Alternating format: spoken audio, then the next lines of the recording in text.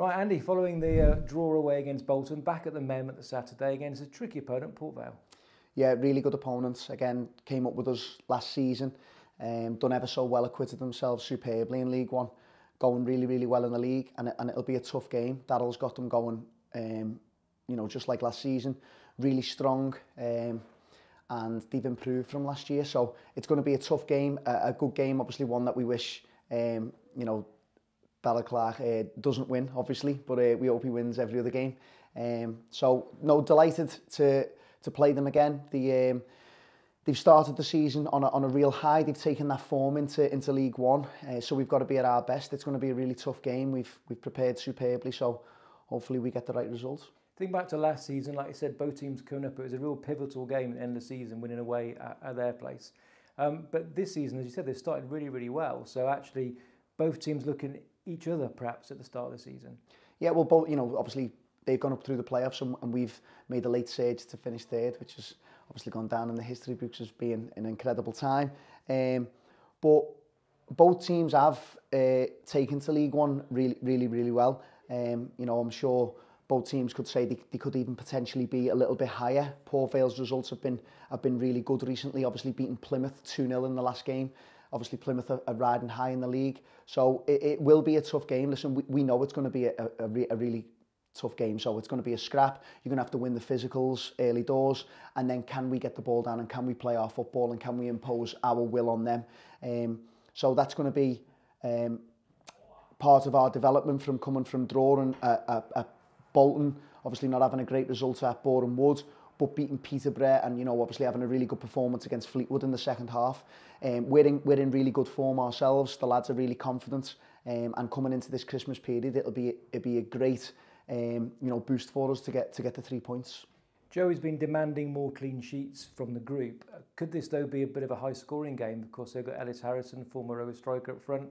Our front players are been firing on all cylinders. Listen, well, hopefully not.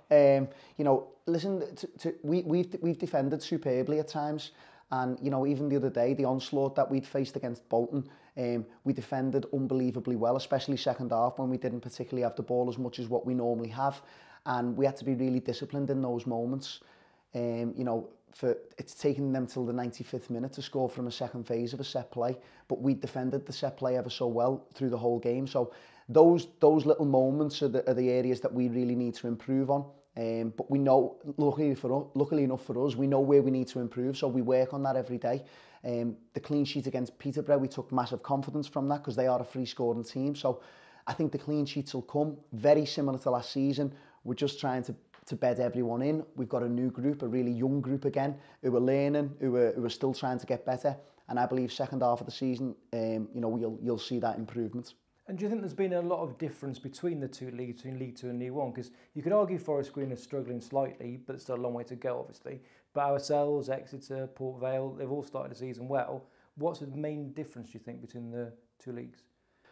Well, the top teams in League Two, where you play and it's the really tight games, sometimes you might only win by the odd goal. They're every single game in this league. The fans will have seen the level of performance that we've had to put out there has been more consistent probably this year. So the likes of Ipswich, who obviously they beat us, your Portsmouths, your Derby counties, I'd say the names are bigger in this league. But listen, I think we've acquitted ourselves really, really well.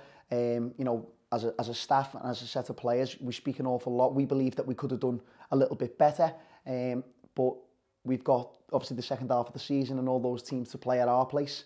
So we're really, really excited. Listen, we're about level par. We're about where we are now. We feel like we've got that momentum back.